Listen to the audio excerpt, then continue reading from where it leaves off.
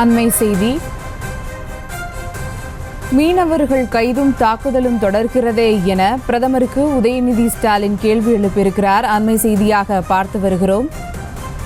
மீனவர்களின் கைதும் தாக்குதலும் தொடர்கிறதே என பிரதமருக்கு உதயநிதி ஸ்டாலின் கேள்வி எழுப்பியிருக்கிறார்.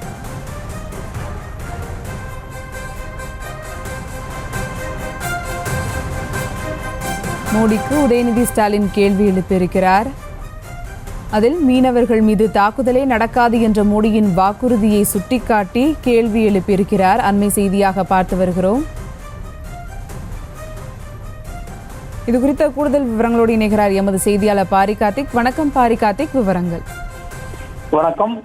கச்சத்தீவு தொடர்பாக தொடர்ச்சியாக விவாதங்கள் நடந்து வரும் நிலையில் தற்போது அமைச்சர் உதயநிதி அவர்கள் பிரதமர் மோடிக்கு கேள்வி ஒன்று எழுப்பியிருக்கிறார். அதன் அடிப்படையில் மீனவர்கள் மீது தாக்குதலே நடக்காது என்று வாக்குறுதி கொடுத்த ஆட்சிக்கு வந்த நீங்கள் அவர்கள் மீதான இலங்கை தாக்குதலும் கைதுகளும் படகு பறிமுதல்களும் தொடர்ந்து நடக்கிறதே, இதை ஏன் தடுத்து நிறுத்தவில்லை என்று கேள்வி கேட்டிருக்கிறார். மேலும் தேர்தல் வந்ததும் இத்தனை முறை தமிழ்நாட்டுக்கு வர முடிகிற உங்களால் கஜா புயல், மிக்ஸாம் புயல் என பேரிடர்களால் தமிழ்நாடு மக்கள் பாதிக்கப்பட்ட போது ஆறுதல் சொல்லக்கூட ஒரு முறையாவது வராது ஏன் என்றும் கேள்வி கேட்டிருக்கிறார்.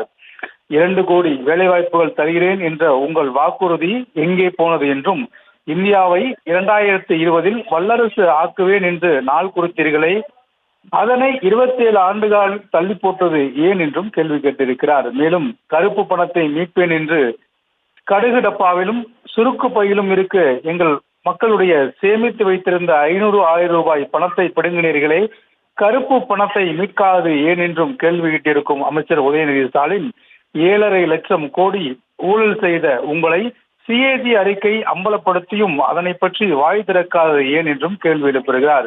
மேலும் அடுக்கடுக்காய் வடக்கே 6 எய்ம்ஸ் மருத்துவமனைகளை ஒரே வாரத்தில் திறந்த நீங்கள் 2019 அடிக்கல் நாட்டப்பட்ட மதுரை எய்ம்ஸுக்கு அடுத்த செங்கலை எப்போது வைப்பீர்கள் என்றும், அதானி நலனுக்காக நாடு சுற்றும் நீங்கள் எங்கள் மீனவர்களின் நலனுக்காக எத்தனை முறை இலங்கைக்கு சென்று வந்து பேச்சுவார்த்தை நடத்துகிறீர்கள் என்றும் கேள்வி கேட்டிருக்கிறார்.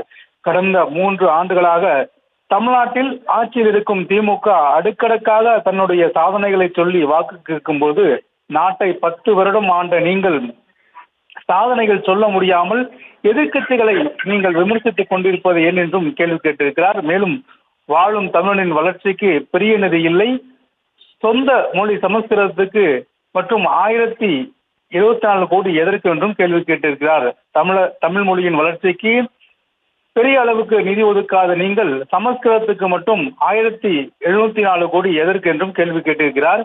மேலும் நீங்கள் தமிழர்களை அலட்சியப்படுத்துவதை சுயமரியாதை உள்ள தமிழர்கள் எப்படி ஏற்பார்கள் என்றும் கேள்வி கேட்டிருக்கிறார்.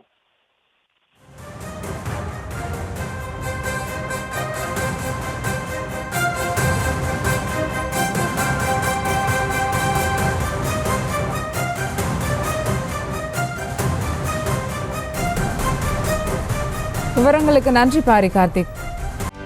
செய்திகளை உடனுக்குடனும் துல்லியமாகவும் தெரிந்து கொள்ள சப்ஸ்கிரைப் பண்ணுங்க.